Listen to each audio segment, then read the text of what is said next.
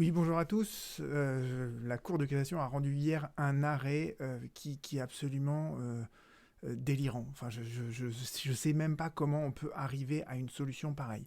C'est-à-dire qu'on savait qu'il y avait les barèmes Macron quand le licenciement est sans cause réelle et sérieuse. Puis on savait que quand le licenciement était nul, eh bien, le salarié avait droit à l'indemnisation intégrale de son préjudice. Et hier, pour la première fois de son histoire, la Cour de cassation vient de nous dire ah non, non, non, non, non. Dans certains cas, on va plafonner l'indemnisation du salarié alors même que son licenciement est nul. Et le raisonnement qui sous-tend ça, vous allez voir que d'un point de vue juridique, c'est tellement discutable que, bah voilà, grosso modo, le plan de ma... Ah, pardon, excusez-moi, je suis en train de me perdre dans mon truc. Mais c'est l'émotion, quoi. Mais le plan de ma vidéo, c'est voilà, je vais vous expliquer la solution et je vais vous expliquer en quoi cette solution, c'est une aberration totale. Alors, brièvement, le visa de la Cour de cassation, vous le retrouverez les références de l'arrêt sous cette vidéo. C'est l'article 11.21.1 du Code du travail que vous connaissez bien, puisque c'est l'article du Code du travail sur les libertés fondamentales. Et on va voir que ce visa, d'ailleurs, on ne le comprend pas trop. Bon. Et après, ce que nous dit la Cour de cassation, et je vais directement à la solution, elle nous rappelle d'abord un principe qui est très classique, qu'elle avait toujours affirmé jusqu'à présent et qui ne souffrait aucune exception. Et ce principe, c'est que si vous avez un licenciement qui est nul, eh bien, le salarié qui sollicite sa réintégration, on doit intégralement réparer son préjudice. Et cette réparation intégrale du préjudice, c'est quoi? Eh bien, c'est tout simplement le versement d'une somme qui correspond au salaire qu'il aurait perçu jusqu'à sa réintégration. Entre le moment où il a été évincé de l'entreprise, c'est-à-dire au moment de son licenciement, grosso modo, jusqu'au moment de sa réintégration. Et donc, effectivement, si le procès dure 10 ans, eh bien, à la fin, ça fait 10 années de salaire. D'accord? Et là, la Cour de cassation nous dit, mais à ce principe, que je reconnais depuis des dizaines d'années, je mets désormais une exception. Et l'exception, c'est quoi? C'est que si jamais le salarié présente de façon abusive sa demande de réintégration tardivement au cours de l'instance, d'accord? Et on va voir ce que ça veut dire tardivement, former une demande tardivement. Eh bien, dans ces cas-là, on ne va pas l'indemniser intégralement de son préjudice depuis le moment où il a été évincé de l'entreprise jusqu'à sa réintégration. On va lui fournir une indemnisation qui correspond au moment où il a formé sa demande devant le juge jusqu'à sa réintégration. Donc vous voyez que si plusieurs années se sont passées au début de la procédure et qu'il ne le fait qu'à la fin de la procédure, eh bien toutes les années au début de la procédure durant lesquelles il n'a pas demandé cette réintégration, eh bien finalement ces années elles sont perdues. Alors, on va revenir sur cette solution, d'accord et là, voyons la suite. Et donc là, en fait, la Cour de cassation, elle va casser en fait un arrêt de la Cour d'appel. L'arrêt de la Cour d'appel, elle avait condamné l'employeur à verser 1 million d'euros au titre de l'annuité du licenciement. Et en gros, la Cour d'appel, c'était une Cour d'appel de renvoi. C'est-à-dire qu'en fait, l'instance, elle s'était déroulée de la manière suivante. Il y avait le Conseil de prud'homme qui avait statué, ensuite une première Cour d'appel, c'était allé devant la Cour de cassation, c'était revenu devant la Cour d'appel de renvoi, et la Cour d'appel de renvoi, elle prononce donc l'annulité du licenciement, et elle dit, eh bien, la procédure a duré 8 ans, je suis obligé de vous octroyer 8 années de salaire. Et la Cour d'appel avait bien dit, il est exact que le salarié n'a formé une demande de nullité que dans ses conclusions en 2016 devant la Cour d'appel de Versailles, qui était la Cour d'appel de renvoi. Cependant, ajoute la Cour d'appel, la société n'a pas soulevé une exception de prescription. D'accord? Elle n'a pas dit cette demande, elle est prescrite. Et donc, dès lors qu'il n'y a pas de demande de prescription devant moi, je ne peux pas statuer sur la prescription. Donc, par conséquent, je suis obligé de donner l'indemnisation pour toute la durée de l'instance. Et la Cour de cassation, elle censure ça. Elle dit non, non, non, non, non. Entre 2011 et 2016, il n'avait pas demandé sa réintégration. Donc, vous ne l'indemniserez que de 2016 à 2018, donc que 2 années de salaire. Alors, c'est pas la première fois que je vois cette problématique. En fait, moi, j'ai fait un dossier il y a longtemps où je défendais quelqu'un qui était à l'aide juridictionnelle, et la question qui avait été posée par le conseiller rapporteur à la Cour de casse, c'est de dire, voilà, pour une petite entreprise, et c'était le cas, en l'occurrence, c'était un artisan qui avait 2 salariés, et il y avait un salarié qui avait été en arrêt de travail, et puis au bout de 10 ans de procédure, il avait demandé l'annulité de son licenciement. Et l'artisan disait, mais si vous me condamnez à lui payer 10 ans de salaire, bah, je suis obligé de liquider la boîte. Je ne peux pas payer quelqu'un 10 ans de salaire alors que j'ai 2 salariés et que j'arrive à peine à survivre avec 2 salariés. Donc vous comprenez qu'effectivement, dans certains cas, la durée de l'instance et la sanction très importante, qui est la réparation intégrale du préjudice par le versement des salaires d'une somme qui correspond exactement à tous les salaires, eh bien cette sanction, effectivement, elle peut être très lourde pour une entreprise, d'accord ? Mais bon, en même temps, le principe, c'est le licenciement est nul, donc il y a une réparation intégrale du préjudice, et le préjudice, c'est bien ça, c'est d'avoir été privé de son salaire.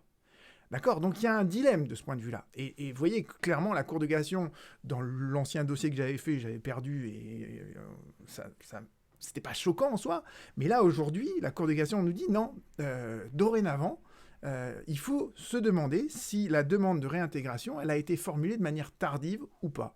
Si c'est tardif, alors à ce moment-là, on devra limiter, on devra plafonner l'indemnisation du salarié qui est pourtant victime d'un licenciement qui est nul.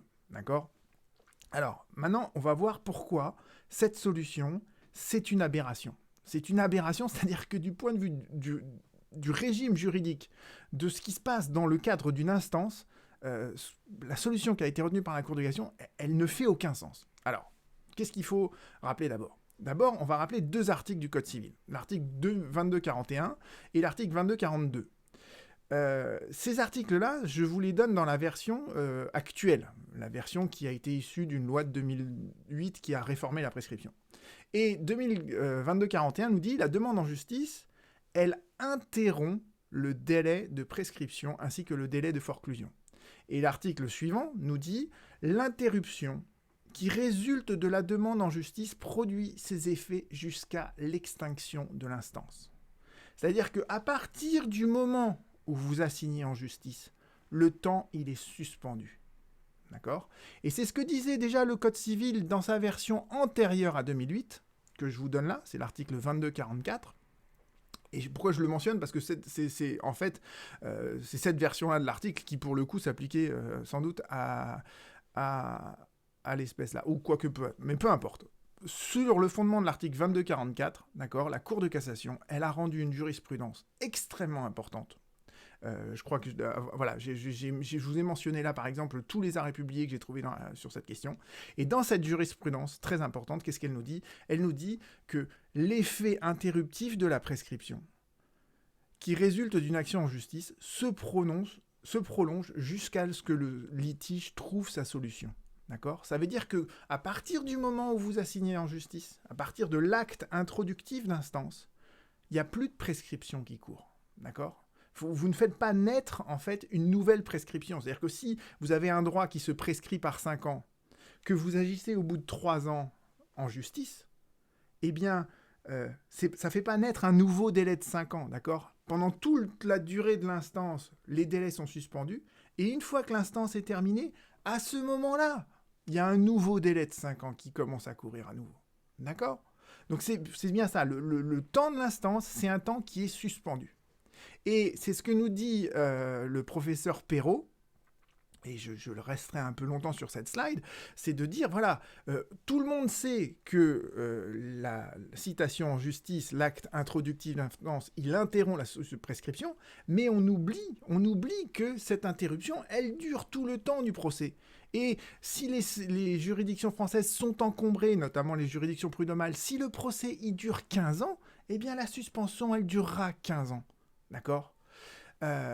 Et nous dit très bien le doyen Perrault, parce qu'on l'appelle le doyen Perrault, et je pense que s'il commente l'arrêt de la Chambre sociale, il va se faire plaisir.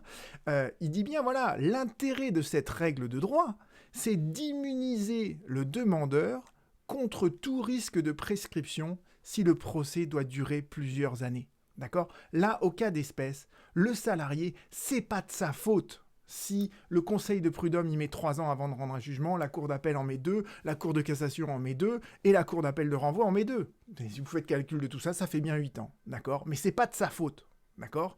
Donc quand la cour de cassation me dit, le salarié, il a formulé sa demande tardivement, enfin, encore faudrait-il que ça lui soit exclusivement imputable. Or, au cas d'espèce, quand on sait comment fonctionnent les juridictions, vous avez une audience de la mise en l'état et l'audience d'après, elle est 1 an après généralement. Entre-temps, il s'est écoulé 1 an, d'accord? Et quand vous déposez vos conclusions 1 an après, vous avez déposé que 1 an après parce que c'était ce que disait l'ordonnance de la mise en l'état. Donc, vous voyez, il y a un côté complètement étrange dans la solution de la Cour de cassation à dire le salarié, il a formulé sa demande tardivement, mais encore faut-il que ce soit exclusivement imputable à sa carence, vous voyez, à sa négligence. Bon, continuons. Donc vous avez compris l'effet interruptif et suspensif d'une action en justice, d'accord? L'autre chose qui est très importante en droit processuel, c'est que et l'alternative, elle est très simple.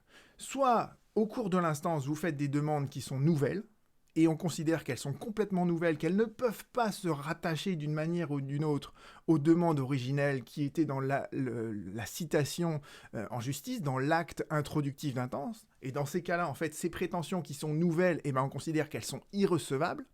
Soit votre prétention, elle n'est pas nouvelle, d'accord? Et dans ces cas-là, si elle n'est pas nouvelle, c'est qu'elle se rattache. Au moins, elle était en germe dans l'acte introductif d'instance. Donc en fait, la notion de dire qu'une demande, elle est tardive au cours du procès, ça ne veut pas dire grand-chose, ça veut même rien dire. C'est-à-dire que pendant le temps du procès, le temps est suspendu justement. Votre demande, que vous la fassiez le premier jour ou le dernier jour dans vos dernières conclusions, tant que la demande, elle n'est pas nouvelle, cette demande, elle se rattache toujours à l'acte introductif d'instance. Donc dire qu'une demande, dans le cadre d'une instance, a été formulée tardivement, très honnêtement, du point de vue processuel, je ne sais pas ce que ça veut dire. Je n'ai encore jamais vu ça.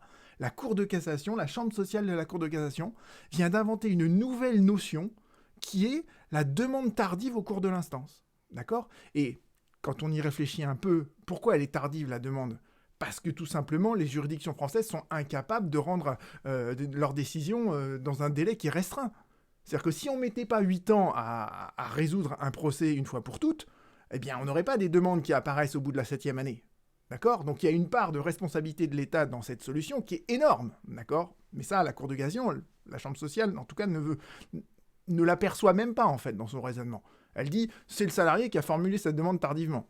Mais franchement, quand on y réfléchit un peu et quand on sait comment se déroule un procès, ça fait sourire.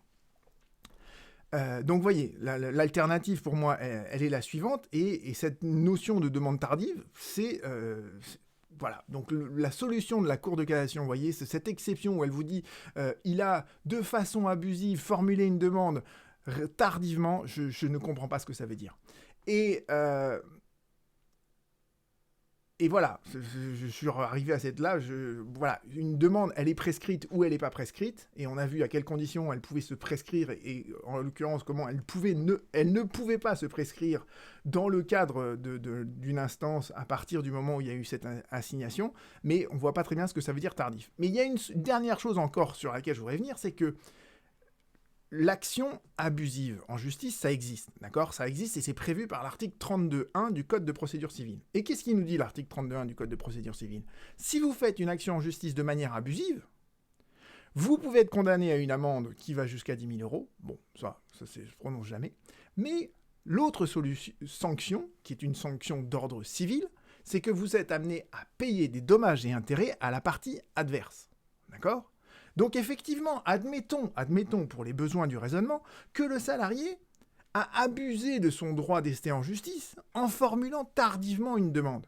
Eh bien, dans ces cas-là, la sanction qui est prévue par l'article 32.1 du Code de procédure civile, c'est que le salarié doit payer des dommages et intérêts à l'employeur, et ces dommages et intérêts, ils viendront en déduction, d'accord ? Des sommes que l'employeur lui doit. C'est ce qu'on appelle une compensation, d'accord ? C'est une compensation légale qui s'applique très très bien. On soustrait la plus petite somme de la plus grosse somme. Mais jamais, dans le cadre d'une action en justice abusive, on a dit on va limiter le droit de celui qui a raison, à qui on donne raison. Donc là, la Cour de cassation est en train de nous inventer une nouvelle notion, c'est de dire l'abus du droit d'ester en justice, alors que on condamne la partie adverse, ça permet en fait de limiter les droits de celui qui pourtant obtient un jugement en sa faveur. Mais enfin, je veux dire,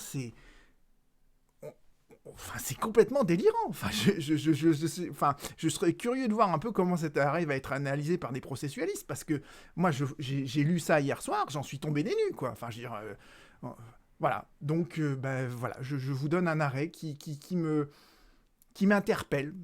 Je- voilà. Je vous laisse y réfléchir. N'hésitez pas à vous poser vos questions ci-dessous. Et je vous remercie pour votre écoute. On se retrouve très bientôt.